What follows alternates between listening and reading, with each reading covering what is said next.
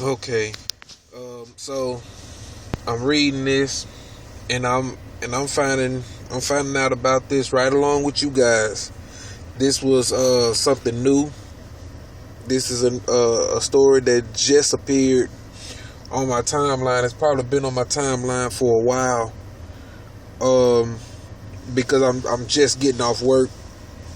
8:21 in the morning. Um, and it's a very fucked up story, and I'm pretty sure that a lot of the Muslim and Nation of Islam uh, brothers and sisters are pretty pretty upset about this one. And I guess the jury is out on who the culprit is. Just like with the previous judges who have been found dead, or the one judge that was found dead, a black guy actually murdered that judge. But this sister, I don't know her name. Like I said, I'm just finding out this story along with you guys. I mean, once I saw it, my mind just registered fucked up, and I just started reading, man, and I just started recording. So I'm gonna read, like always, I put the story as much as I can in the description. Just skimming through it. It's not that long at all. I really would like, someone who is more professional, someone like a Tarian or a Cynthia or Nicole to do this story. I'm kind of looking forward to seeing them in their 2 cents, about this. But yeah, I'm just gonna get right into it. The first black woman to appointed to the state's highest court has been found dead on the bank of the Hudson River. Now check this out. This is a woman who done made history. This is crazy. This is crazy, man. The first black woman appointed to the state's highest court. That's amazing, man. Judge Sheila Abdus-Salaam's body was discovered along the riverside near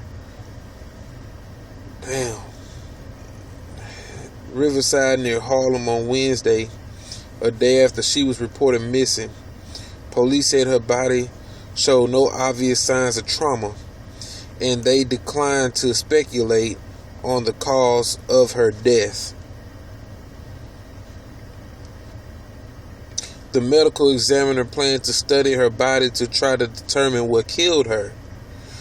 British newspaper The Guardian reports that Salaam is credited in the Princeton Encyclopedia of American political history as being the first female Muslim judge in the United States. That was totally unnecessary.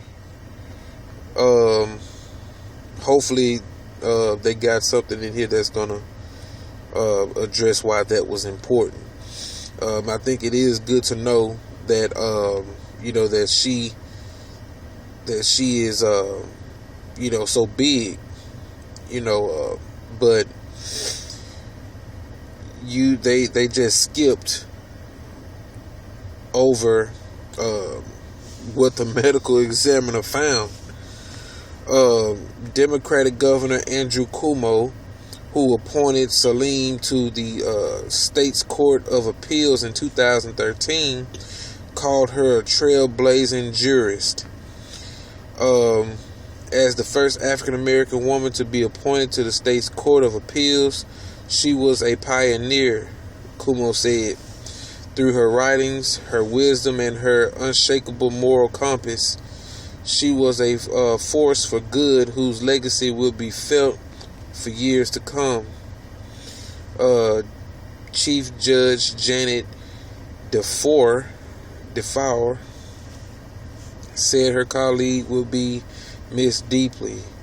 Her personal warmth, uncompromising sense of fairness, and bright legal mind were an inspiration to all of us who had good fortune to know her, DeFore said. The former Chief Judge Jonathan Liebman said he knew Salaam for many years. He said her death was difficult to understand. The court has suffered a terrible blow. Salaam was 65 years old, graduated from Barnard College, and received her law degree from Columbia Law School. She started her career as a staff attorney for East Brooklyn Legal Services and served as a judge in the Manhattan State Supreme Court for 14 years, according to the State Office of Court Administration's website. The president of New York State Bar Association, Claire P. Guttisgood, said Salaam grew up poor in a family of 7 children in Washington, D.C., and rose to become one of the 7 judges in New York's highest court, where her intellect, judicial temperament, and wisdom earned her wide respect. I'm going to have to find out what the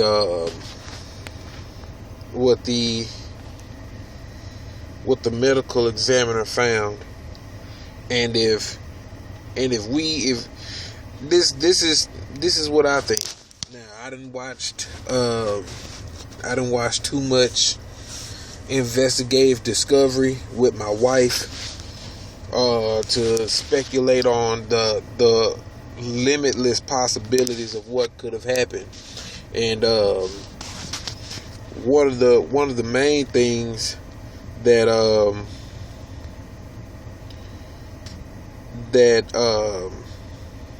comes to mind is poison, some kind of chemical. Okay, which is the most obvious. And a lot of chemical like substances like antifreeze. Antifreeze is one that you can't they really can't be detected unless you're actually looking for it. At least that's what has been said in some of the cases on investigative discovery. I'm not too what do you call it, medically literate, nor am I homicide literate, but I don't of course this isn't an accidental death. This isn't a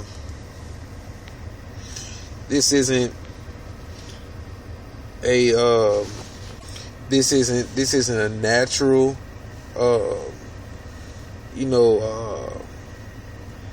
like she died of natural causes. This ain't that. This woman was murdered, and like I said, the jury is out on who the culprit is. We can't say just yet on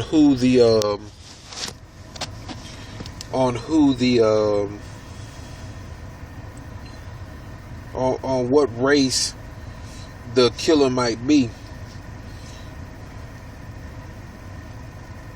But I'll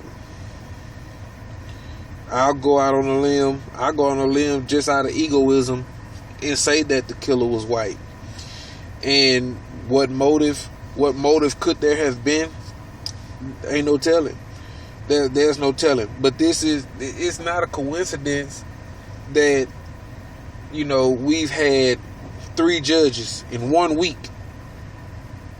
3 black judges in 1 week die. That's not a coincidence. Okay, call it conspiracy if you want, but like I said, the word conspiracy is only another word for cover up.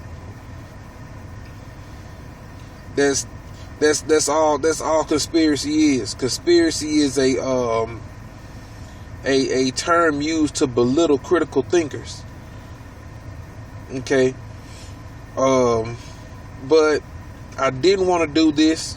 I didn't want to read from Fox, but I'm desperately trying to find out her cause of death, because it's really bugging me that now two was,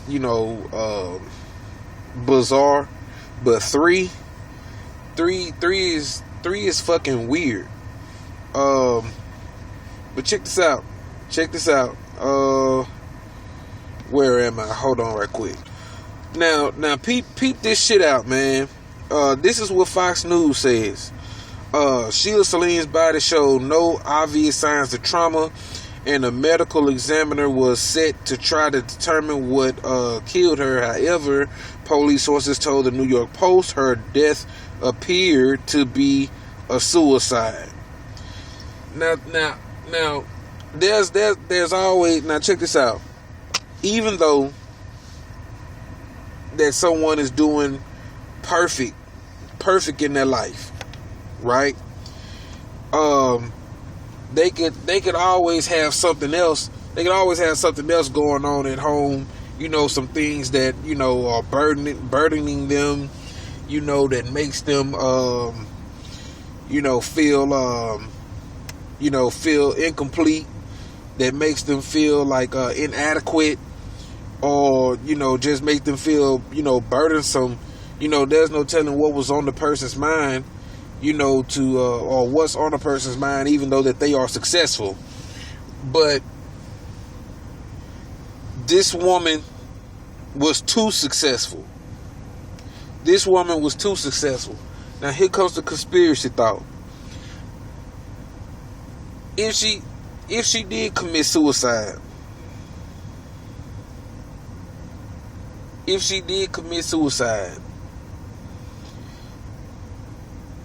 she did it, or someone forced her to do it. Sounds weird, right? Not so much. Let me read this right quick. I don't know if y'all heard the story back in 2012 of this boy. I can't remember if he was white or black, but this boy was practicing committing suicide every day because he was continuously being bullied at school. I'm going to look for that story, and I'm going to put the link to that in the description box, along with the link for the story for this one. Now I'm about to go a little pseudo, if that's what you want to call it, so be it. But I just Google searched for suicides, and they just so happen to have an article that lists a number of people who were forced to commit suicide. You got Socrates. Socrates was asked what his public punishment should be. Socrates suggested a wage paid by the government and free meals for the rest of his life. Found guilty for corrupting Athens' youth and for impiety. His sentence was to drink a mixture which included poison hemlock and walk around until his body was so numb that he fell overtaken by the poison. Okay, then you got Seneca the Younger, allegedly found guilty for being involved in the Pisonian conspiracy against Nero, a Roman emperor, was sentenced to suicide. Now, suicide was just like a person being sentenced to death. You know what I'm saying? They sentenced him to fucking suicide. He sliced several veins to bleed to death, but he bled so slowly that he decided to take poison as well. When that didn't kill him, he was carried into a warm bath, which was supposed to speed up the blood flow. After finally dying, his body was burned without a proper funeral. Lucian, found guilty in conspiring to kill the Roman Emperor Nero, Marcus Lucianus, and more popularly known as Lucan, was forced to cut open a vein. As he bled to death, he was forced to name others involved in the conspiracy. He incriminated his mother in hopes of a pardon. Though Lucan died, his mother was able to escape. Then you have Flavius Severus, Western Roman Emperor. Severus II was pushing toward Rome from his kingdom during a revolt when his men deserted him and he was forced to flee to Ravenna. He was offered to be treated fairly if he surrendered, which he did, but then was betrayed, displayed as a captive in prison, and forced to commit suicide. And you got a few other people in here, and a lot of these people is Roman, but I'm also going to leave that link in a description for you. But all of that to say, is not a stretch. It's not a stretch to say that this woman committed suicide. Matter of fact, let me look for something modern. Since somebody might say that that's just Googling for one. I had to pause it right quick while I was looking. I didn't find any links, articles of people who were forced to commit suicide modern day. So that and hopefully, this would lead to my initial thought that that this was a murder, because I cannot see or comprehend a woman who is not just successful, but is an icon in so many eyes of not just these people who spoke on her behalf, but a lot of black people, black children who follow politics, and kids, or kids in high school and college who want to be judges and lawyers. This woman was an icon. Someone to look up to, motivation. And I know that she knew that, and there's no way that she would take her own life, especially with the way that the courts are set up. Like I said, if it is a suicide, it's not a stretch to say that someone forced her to commit suicide. And not just that, the examples that I gave all came from government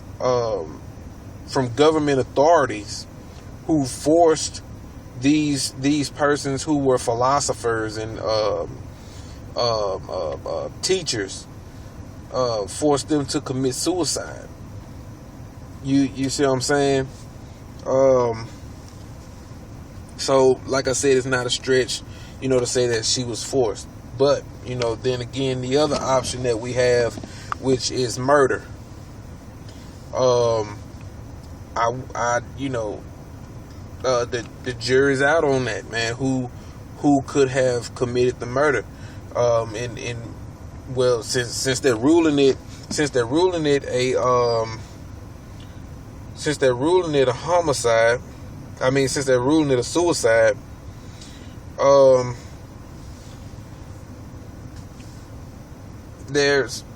I guess you gotta wait for the family to have the body re-examined.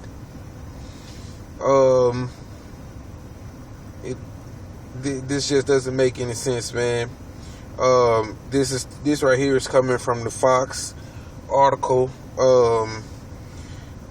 Salaam, 65, was reported missing from her Harlem home earlier in the day, and witnesses spotted her fully clothed body floating in the water near 132nd Street. Damn. In Hudson Parkway Wednesday afternoon, police sources told the New York Post. Her husband later identified the body. Former Chief Judge. Okay, and this is what was said in the other article.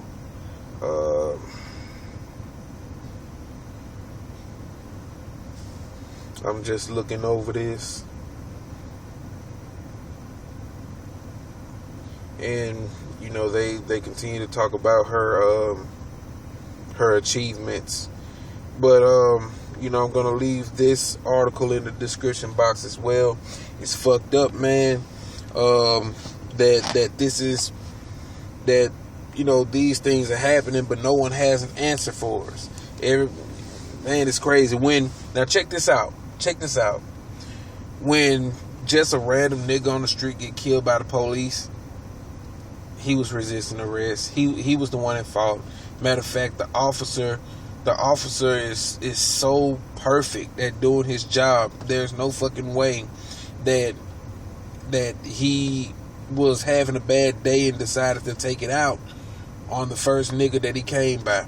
Nah, we're not going to take that into consideration. Also, when someone that's black and important dies, it's natural causes or they committed suicide. Robin Williams, okay? I know the guy ain't black, but think about it. I want you to think about this. You are a prestigious icon in Hollywood, and you just decide to knock yourself off one day. And not just that, you have a movie made years prior to the suicide where you actually commit suicide the exact same fucking way that you did in the movie. You see what I'm saying? It's not a fucking conspiracy. You see what I'm saying? Let's look at Dave Chappelle. You know what I'm saying? Dave Chappelle ain't dead, but his career damn sure died. I mean, he came back and took it back up, but look at all the things that played into that. Now, let's take it to those who not like they said, career suicide. That's why I brought Dave Chappelle up. But let's look at these other black famous people who so-called committed suicide. So, what about Don Cornelius? Said he committed suicide, right? Did that shit make any kind of sense to you? Junior Seau. Think about that, man. Junior Seau. He's in the prime of his career. Commit suicide. Let's see who else they got on this list, man. Lee Thompson Young. Paul Williams from the Temptations. Donny Hathaway. Who else they got in here? All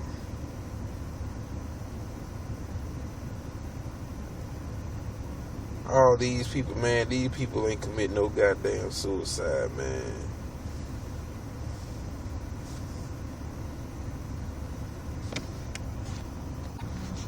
And matter of fact, this one just came to my mind about Dorothy Dandridge.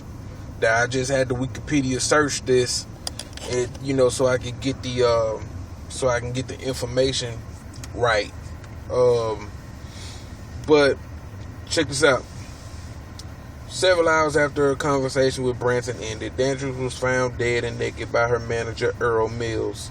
2 months later, a Los Angeles Pathology Institute determined the cause of death to be an accidental overdose of imipramine, whatever the fuck that is, antidepressant. But think about it, man. Dorothy Dandridge, prime of her career. She's in the prime of her career. And check this out. Not only is she found dead, she's found dead and naked.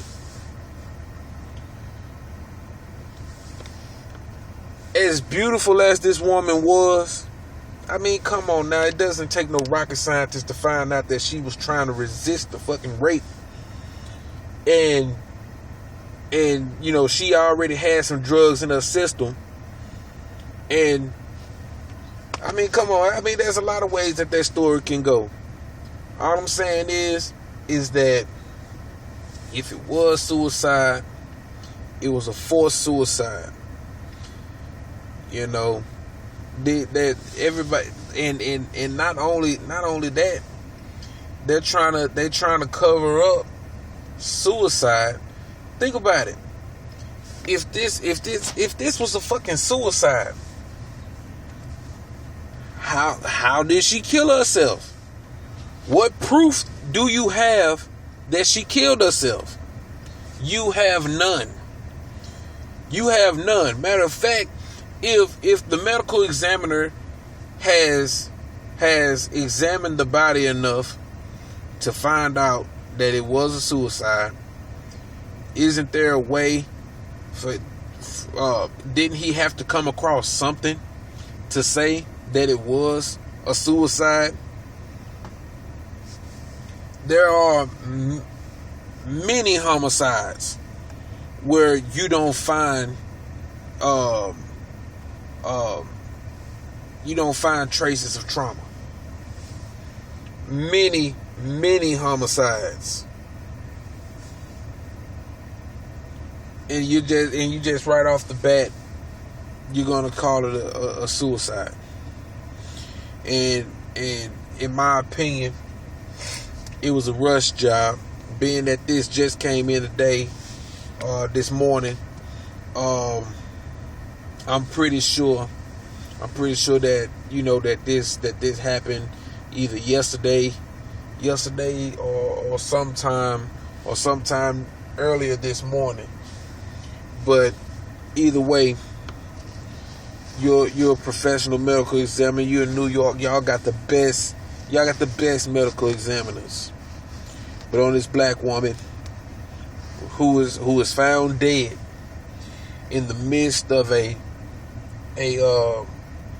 country filled with controversy concerning racism and discrimination, also a country under a conservative leadership, or a conservative mock leadership, Trump that is. But all of that during this, hell no. No way. There's no way, man, that you could rule that a suicide. Your reason for doing that during a time like this is probably to keep down confusion or whatever. That's understandable, to a certain extent, but don't lie. You can't lie. There's no way. There's no way this woman committed suicide. I'm not buying it.